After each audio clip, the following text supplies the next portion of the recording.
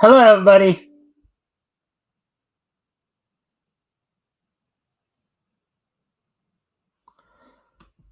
All right. Well, welcome to the Mikestand, everybody. I hope everybody's having a good day today. Of course, this is Thursday, so now normally, of course, this is a day we usually go over the Indie Comic Showcase from Bleeding Full, but as it happens, I guess this week there wasn't much, I guess, that Chris was able to report on, as there's no article up to this point. So we'll of course be going back to doing our usual niche newscast. But we're gonna give it a few minutes to give people a chance to come in. Um, a reminder as always, if you guys haven't already, if you guys can like and share the stream, see if we can get some more friendly people in here to engage. That'd be appreciated. Also, if anything here grabs your attention, feel free to comment and or ask questions, and we will I will try to answer the questions to the best of my ability.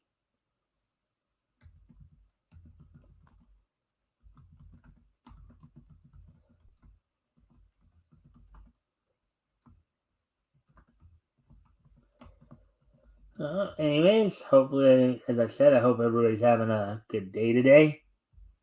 Hope you guys are having a good week. Here in Southern California, of course, we've been having a bit of a cooling period, as it were.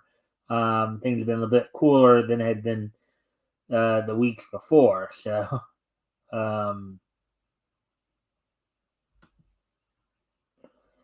as I just again continue to see if I can pass some notes along, as we both might want to come check out the show. All right, so as I said, of course, we won't be doing the Indie Comic Showcase this week, but we do have a couple of articles. Well, we have an article and then another. We'll talk a little bit about something else. Well, tonight we'll be focusing a little bit more on like animation slash cartoon situations. As now that we do have three people here, I guess I can talk about what's on tap for tonight. So the one article we are going to go through tonight is in regards to the X Men '97 show, as apparently the showrunner has confirmed the showrunner, or former showrunner, Bo DeMaia has confirmed that Morph will plan on confessing romantic feelings for Wolverine in the season finale. So that has um so again, trying to play up all the whole you know Morph is non-binary, Morph is gay, this, that, and the next, playing up the whole LGBTQ angles there. Um, so with that, plus of course, aside from that article, of course, we will also be talking a bit about we'll be kind of getting you guys caught up on what's going on with Toonami this weekend. Yeah, I did kind of mention it the other day. We'll probably just go over it one more time. And then, of course, the wrestling wrap up with all the latest news and wrestling, as of course WWE and AEW have big events coming up next weekend on Saturday. The King and Queen of the Ring from Saudi Arabia, and then on Sunday, of course, WWE will have the King and the Queen of the Ring from Saudi Arabia next Sunday, and then or next Saturday, and then on next Sunday, AEW will have Double or Nothing, their 5th-year anniversary of when they of the first big pay-per-view. Um, so we'll get you guys caught up on all that, plus TNA news, plus of course this day in each history. So with that, now that we're coming up on 5 minutes, why don't we go ahead and get ready to get started here? Let me just do one more.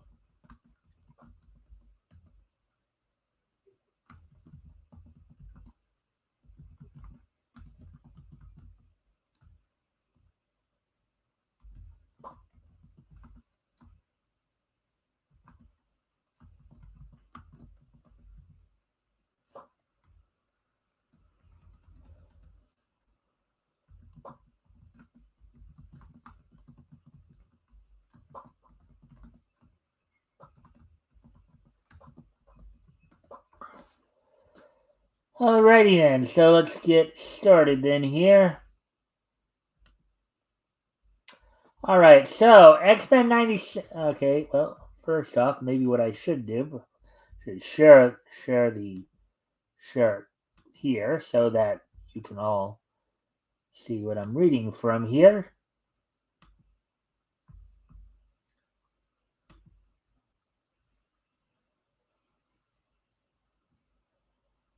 Alright.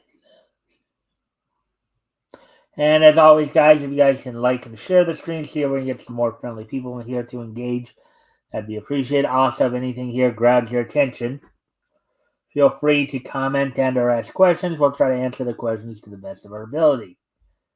So, with that being said, let's get going here. All right, so X-Men 97 showrunner confirms Morph was confessing romantic feelings for Wolverine in season finale. Article by Spencer McCulley, published May 16, 2024, which of course is today. And there's the scene from the X-Men 97 Morph, who is being voiced by J.P. Carliak, host for Wolverine, who of course with Cal Dodd reprising his role. Recovery in X-Men 97 season 1 episode 10. Tolerance is extinction. Part 3. So, anyways, in putting to rest any doubt regarding the intention of the seemingly ambiguous scene, former X-Men 97 showrunner Bo DeMaio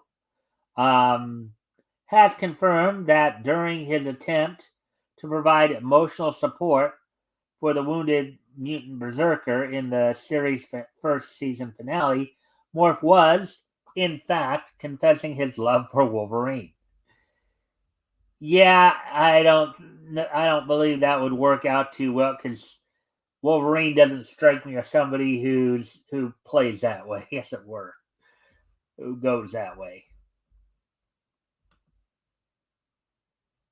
Yeah. So, anyways, for those who haven't tuned into the Rival series, and according to the numbers, that may be most of you. The scene in question takes place during the 10th and final episode of its first season, Tolerance is Extinction, Part 3.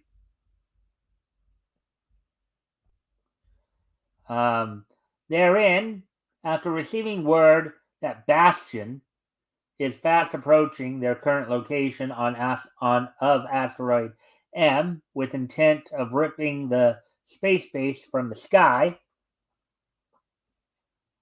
and smashing it down upon the heads of Earth's inhabitants, the titular team soon find themselves rushing to intercept him before he can make his plan a reality. However, realizing that Wolverine needs someone to protect his mangled body as it attempts to heal from having the antimantium ripped from his skeleton by Magneto just moments prior, Morph elects to sit out the approaching battle in order to stand wounded. Again, I think he meant to say stand with his wounded teammate. I think they missed a couple words there. as they sometimes do in these articles. Anyways, as we continue on here, unfortunately, for the X-Men, though they're able to defeat the human Sentinel hybrid himself, his plan is still set in motion, courtesy by President Kelly, whose attempt to eliminate the threat of Asteroid M via missile strike only serves to knock it out of orbit and send it careening towards the planet below. Finding themselves the last line of defense against the absolute extinction of all life on Earth, the team then moves to try to stop Asteroid M's descent by unleashing the full might of their combined powers against it, all the while fully understanding that should their efforts be successful, they will most likely result in the destruction of the base and thus their deaths.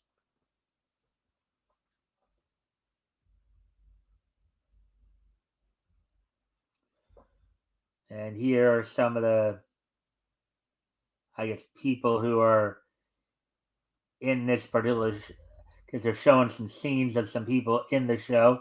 It looks like they're using some of the same designs from Spider-Man the animated series, of course, that were in the Flash Thompson, Peter Parker, and Mary J. Watson watch as the X-Men attempt to stop the fall of Asteroid M in X-Men 97, Season 1, Episode 10, Tolerance's Extinction, Part 3.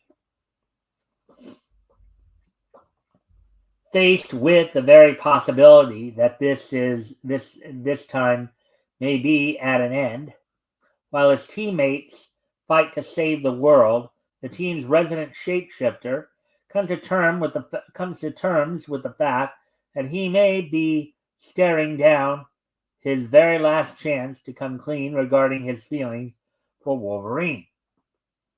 Something that they just fabricated in this series, by the way, I'm pretty sure. Using his powers to take on the appearance of Jean Grey, the team's resident shapeshifter proceeds to admit to his comatose teammate, quote, "She can't say it, but I can. I love you, Logan. Stay with me," unquote. Well, that should kind of be a darning statement in and of itself. I mean, it's almost like he's acknowledging the fact that, yeah, Wolverine probably has never felt or will ever feel the way for Morph that he supposedly feels here. Okay, Wolverine obviously saw, even when you go back to the original series from back in '92, back in the '90s,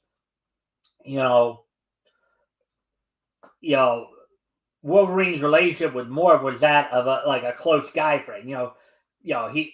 Morph could make him laugh. They were like buddies. Morph was one of those guys that Wolverine felt he could put his guard down with. But not somebody that in a million years that Wolverine would have thought of having any kind of romance with. But even Morph has to acknowledge that Wolverine doesn't play that way. So, hey, Rick. We got some people in here now. Finally. Hello, hey, Rick. Hey, hello, Rick. Mary Jane and Peter Parker. Yeah, in the scene, back up. I'll go back up and show you in a moment. Hi, Elk. Morph was created for the early 90s show. Not sure if he ever appeared in. Well, yeah. Rick, predominantly you're correct. Primarily you're correct. He's one of those characters that Morph in of itself was more or less created for the show. However, he was based off of another character in the comics called Changeling. He was specifically created for the show, but he was based off of another character from the comics named Changeling.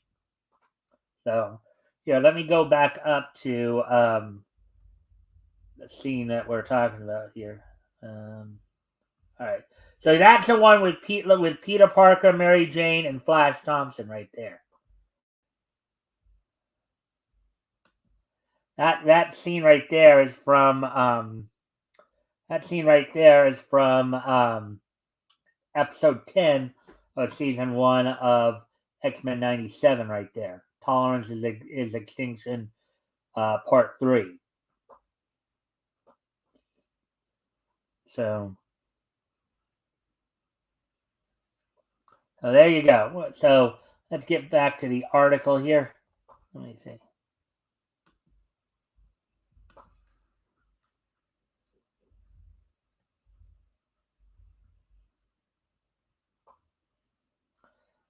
But this ambiguity would not last long, as shortly after the episode's premiere on April 15th, the aforementioned DeMaio took to his personal Twitter account to positively confirm that, quote, yes, Morph was confessing romantic feelings for Logan. And there's a scene from the series right there. Met with the assertion from a fan, quote, ah, damn, I should have known once he brought those beers and turned into Sabretooth. A moment, unquote, a moment seen at the conclusion of the season's second episode, Mutant Liberation Begins. The former showrunner implied that this scene was a hint to Morph's feelings, admitting, quote, yep, that wasn't an accident, unquote. At current, all 10 episodes of X-Men 97's first season are now streaming on Disney+. The season has also been renewed for a second season, though production on it has yet to commence.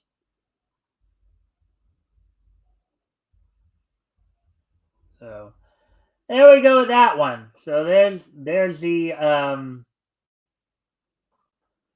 there's that article.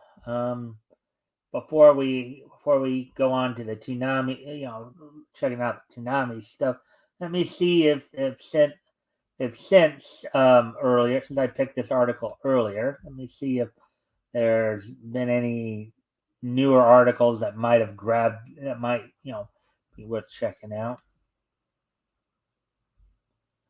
Nope, everything's pretty much the same as before. So let's see.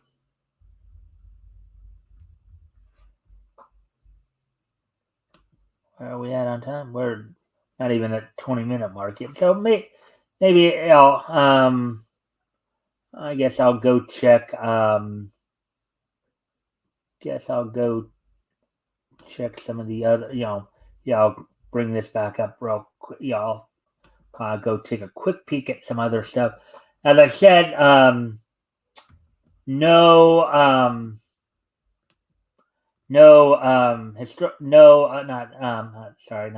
historical comic. No, apparently no indie comic showcase tonight. As apparently Chris did not, unless he probably just posted up within the last hour or so, which no, he hadn't. So nothing there. Let's take a quick peek at, see if there's anything else. Movie, TV streaming. Let's see.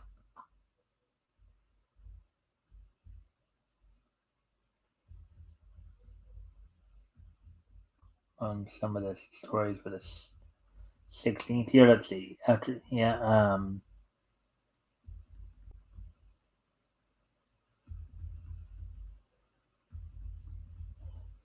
so all right, nothing there. I'm just checking to see. If not, then we'll move on to Toonami news, and I'll talk a little bit about that. Let's see, one more avenue to explore here.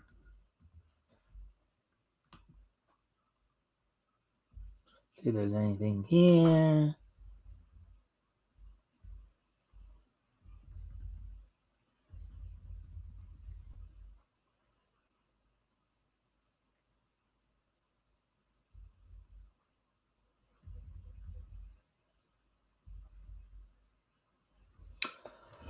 Yeah, seems even though there's not much in the way of cartoon, um, there's not much in the way of cartoon, of like cartoon news or anime or comic, even though those seem to be kind of on the short end right now.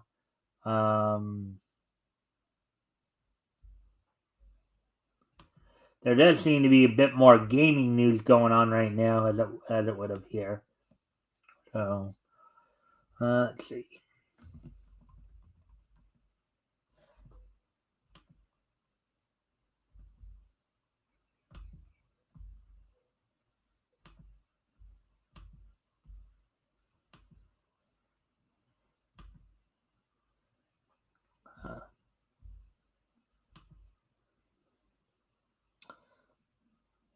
Didn't Wolverine have a three-way with Jean Grey and Scott 2 years ago?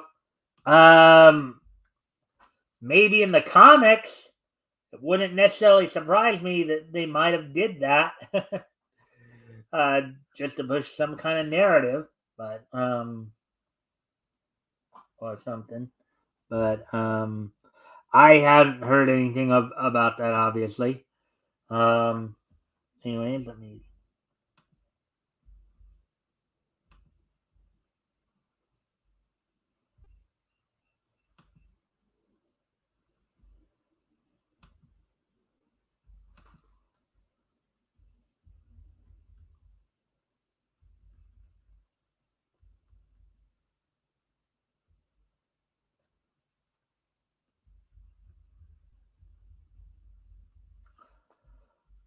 Yes, for Toonami fans, if you watch, stay up late on Saturday nights to watch Toonami, of course, it runs from midnight to 3:30 in the morning.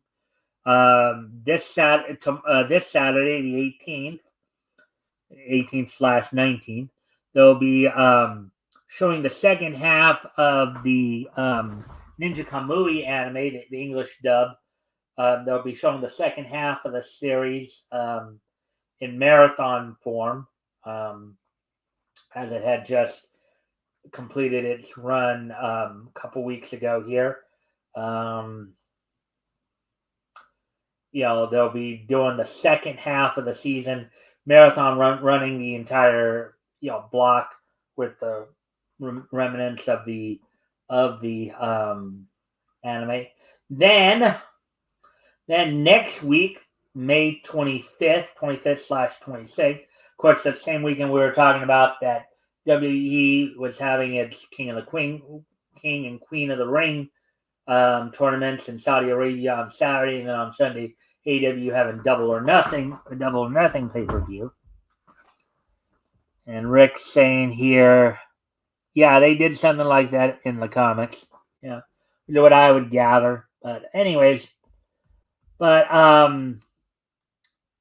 next Saturday, the 25th, Sunday the 26th, Toonami will be premiering the second season of My Adventures of Superman with a full hour, basically 2 episodes from 12 to 1. And then, of course, the rest of the lineup will be as follows, with One Piece on at 1 a.m., followed by Shippuden at 1:30, basically being moved up a half hour from 2.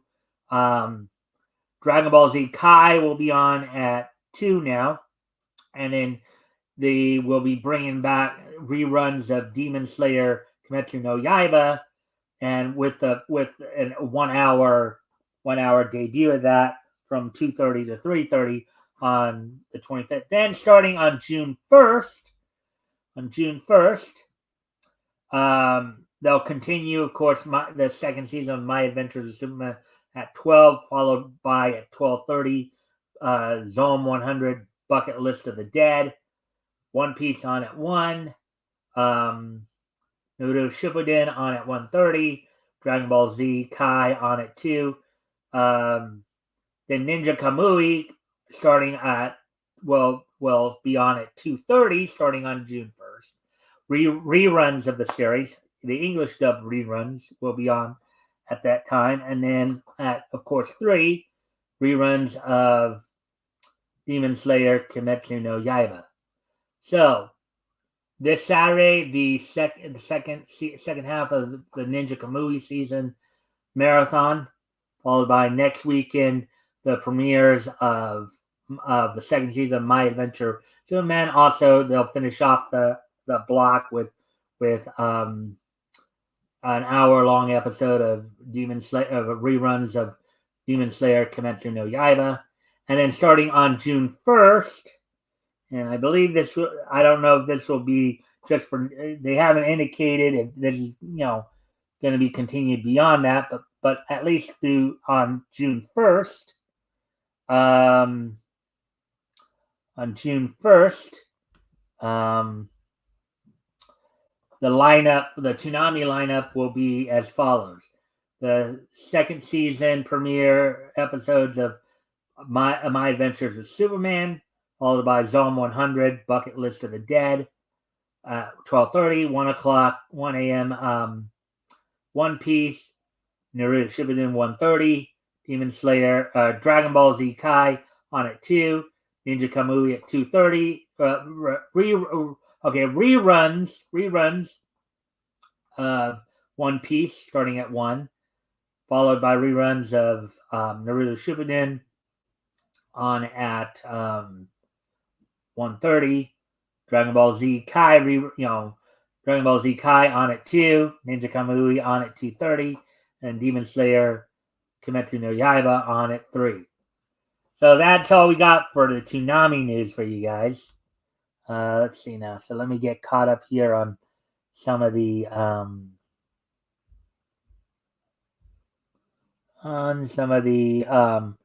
there's only a couple comments here. Deadpool is by. I wonder if he will hook up with Wolverine in the movie. I imagine it will be at least implied. Yeah. We're coming up on 27 minutes. So what else can I talk about then?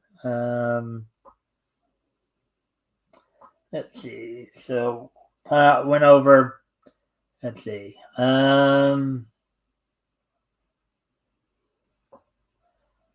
Yeah, I guess I can probably go. I guess I can start the wrestling wrap up a little early here tonight. I guess I can try to stretch it out as much as I can.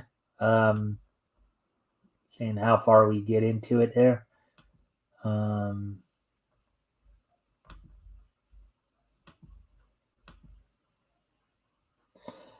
As I pointed out, of course, things are just a little on the slow side in terms of the niche. The niche news cycle. So that's why. So anyways, so in WWE news, let's see. It looks like Asuka is going to be out for a while as she suffered a knee injury recently, and it looks like she'll be off television for a while. She had to be, because of the knee injury, she had to be taken out of the Queen of the Ring tournament. Was replaced.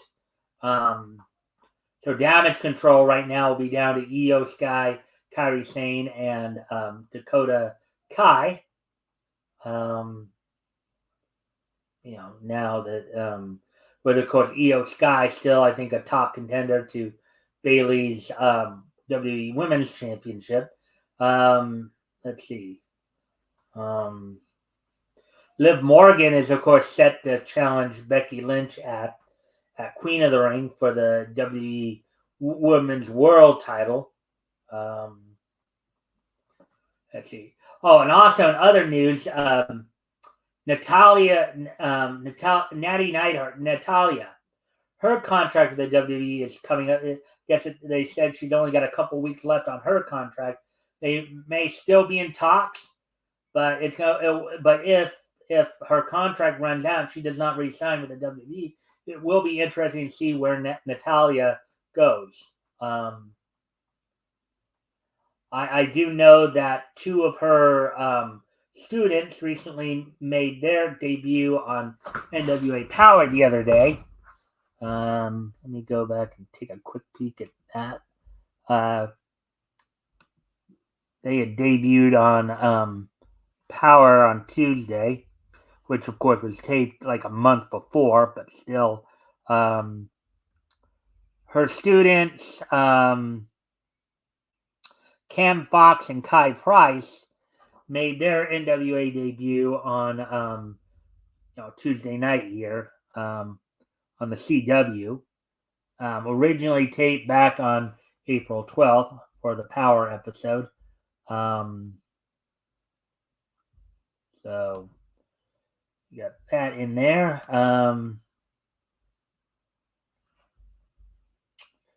Anything else? We've already kind of talked a little bit of, because we'll talk more about it as we get closer to it. Talk more about the King and Queen of the Ring tournaments coming up on next Saturday. We'll probably talk more about it next week as we get closer to it.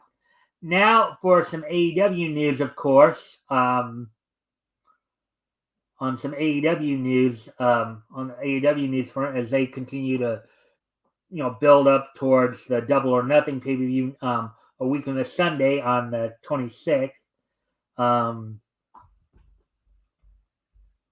So the results from last night's Dynamite saw in the opening match the Blackpool Combat Club duo of IWGP World Heavyweight Champion Jon Moxley and Bryan Danielson defeat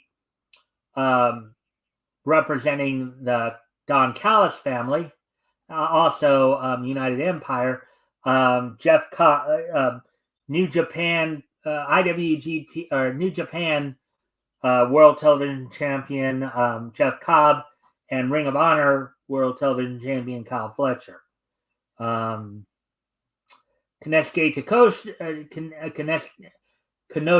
Takeshita came in and tried to jump Jon Moxley after the match in what ended up being a chance match for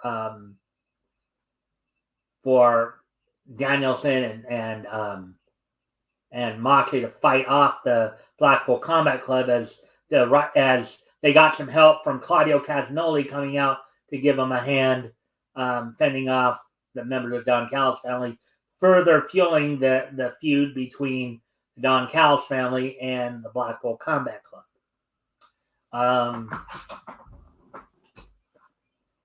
Let's see. Then we had Edge coming out to seek an answer to his challenge that he made on Collision to the House of Black's Malachi Black to face him in a barbed wire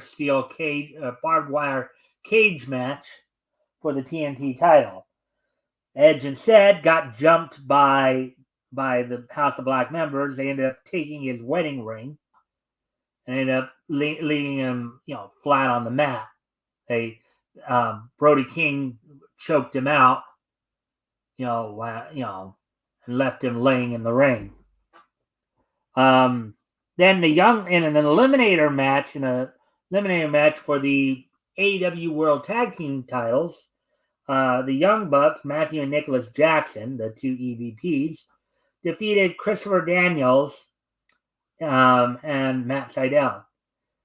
Now, and apparently, in another case of the EVPs abusing their power, they fired Christopher Daniels because they saw him as a threat to their power, to what they were trying to do.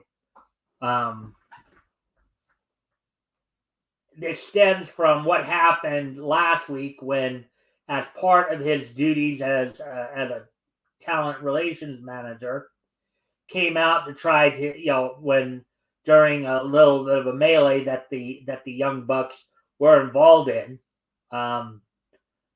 Daniels came out to try to, get everybody calm down, get everybody out of the ring. And of course, the EVPs did not care too kindly for his intervention. And he did not take too kindly to their lack of respect towards him, which led, of course, to this match. And then they said they were, trying to not be as bad as bad guys they are. They said, well, yeah, but we're going to make sure your family's taken care of. We're going to give you, a severance package, and you'll get a paycheck for the next 30 days, in a case of just furthering them abusing their power. Now, also, well, we'll get to that towards the end of the show. But also, one other situation that happened. So, at New Japan's resurgence during his defense of the New Japan Strong Openweight title, Eddie Kingston injured himself and was forced to be taken out of the Anarchy in the arena match that he was a part of with Bryan Danielson, FTR against the Elite. They call themselves Team AEW. We'll talk a little bit more about that a little later on. To go over the mentions of that. Let's see now. Moving on from that match, Hook made his turn to AEW, defeating Sebastian Wolf in 28 seconds, and then calling out Chris Jericho to confront Jericho, as Chris Jericho brought out his hired gun, as it were, with him. Big Bill, as Hook wanted to get his FTW title back from Chris Jericho. Chris Jericho and Big Bill provoked him into an attack, to where he attacked them. They started beating down on him, and then Hook was saved by the wrestler Katsuyori Shibata. As this feud is, as the feud between the learning tree of Jericho and Big Bill and Hook and Shibata will be continuing. And then in another eliminator match, this one for the world title, Swerve Strickland staved off the challenge of Brian Cage. And what was actually a very good match there between the two. Brian Cage had a good showing, but Swerve just held on to the title. Then Chris Jericho came out, distracted Swerve, while the rest of the patriarchy of Lucha, I guess Killswitch and of Killswitch and Nick Wayne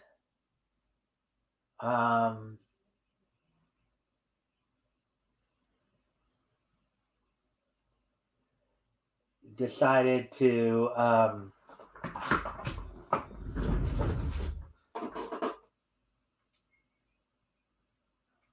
didn't even realize.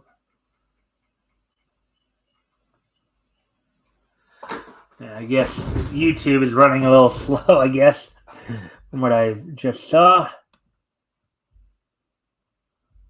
Or some forms of it anyways.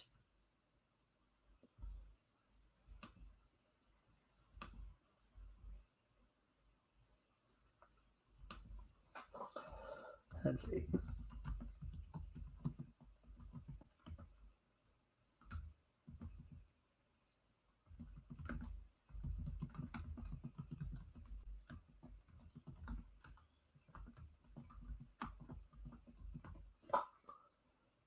All right, so with that, continuing on with the, of course, with the AEW news, in a grudge match, Tony Storm, in a non-title grudge match, AEW World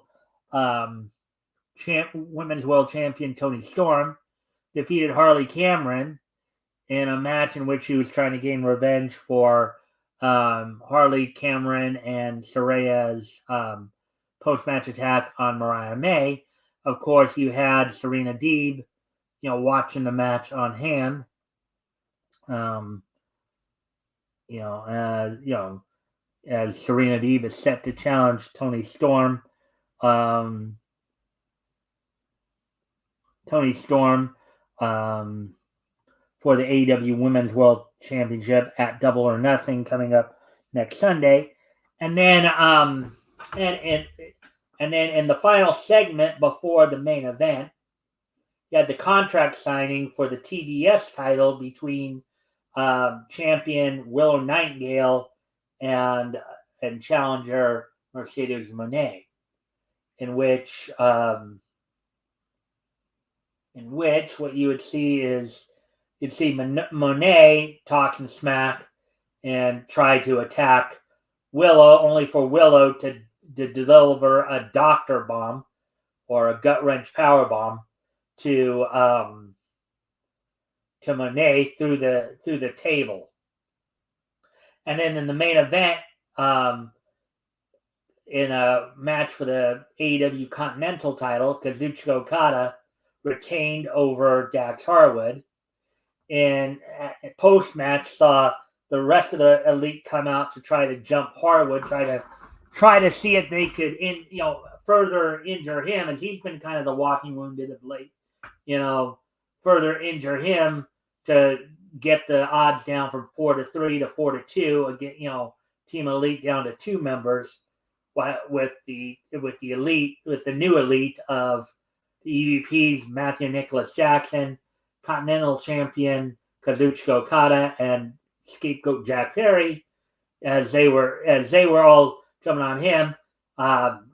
Dax's partner Cash Wheeler and Bryan Danielson, his 2 partners for the Anarchy in the Arena event, came out to try to help stave off the attack, only for them to start getting beat up on until the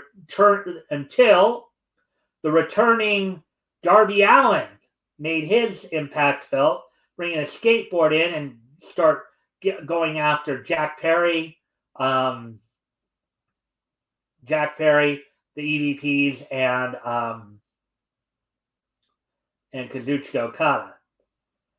So now it looks like not only were they able to save Dax Harwood from more serious injury, but now it's been confirmed that Darby Allin will be replacing Eddie Kingston as the 4th member of Team AEW in at Double or Nothing. So Team New Elite of the EVPs, Matthew Nicholas Jackson, who are also the AEW World Tag Team Champions, teaming up with, of course, AEW Continental Champion Kazuchika Okada and Scapegoat Jack Perry, to take on the team of 2-time AEW World Tag Team Champions FTR, Blackpool Combat Club member Bryan Danielson, and the returning Darby Allin representing AEW. Now, mind you, another little interesting little tidbit here is that Darby Allin and Jack Perry, along with Sammy Guevara and MJF, are considered 2 of the 4 pillars of AEW. These are the 4 guys who basically been in AEW from day one, and have been kind of the somewhat part of the groundwork of the company. The future of the company is in those 4 individuals. So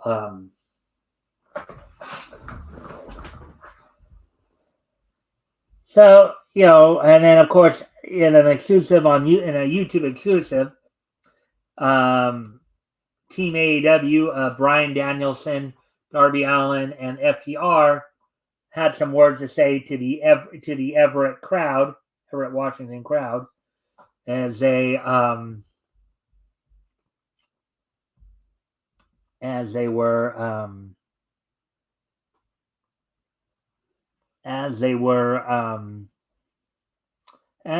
ending the show.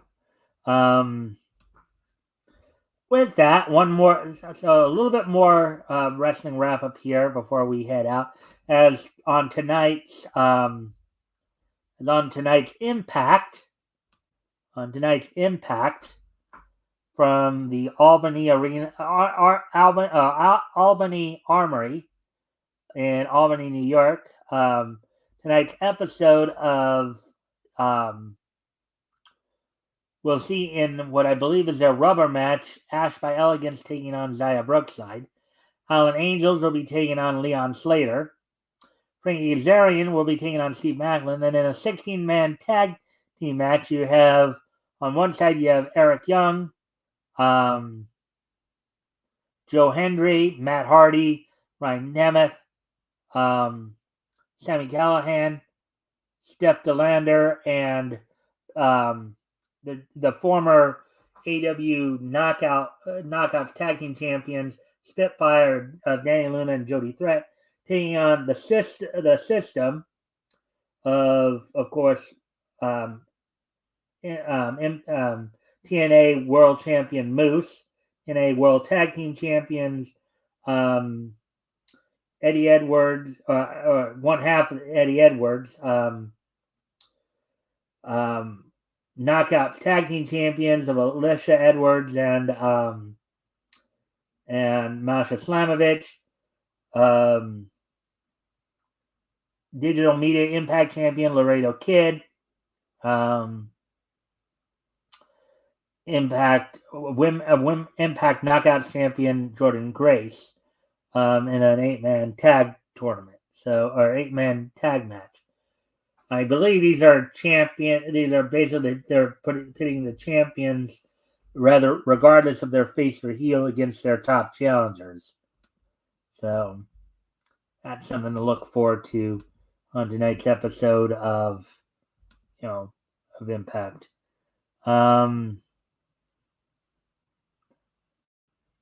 let's see. With that, that's all I have for you in terms of the wrestling wrap-up. So I guess what we can do now, with today being Thursday, May 16th, 2024, why don't we go ahead and take a look back at this day in Neach history. So let me just take a quick peek here. 2018, 1964, and 2014. Okay. So, first off, I'm going to head back 60 years ago. And on this date, 60 years ago today, 2 weeks after dropping it to 2 weeks after dropping it to 2 weeks after dropping it to Mad Dog Vachon, Vern Gagne regains the AEW World Title from Vachon in Omaha. So 2 weeks after dropping it to him in Omaha, Vern Gagne would regain the AEW World Title from Maurice Mad Dog Vachon on this date 60 years ago, back in 1964.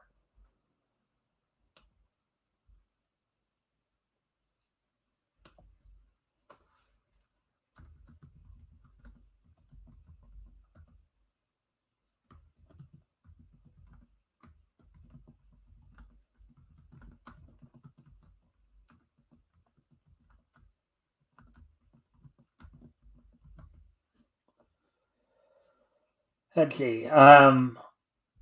Also on this date, 10 years ago today, back in 2014, as soon as I pull that up here.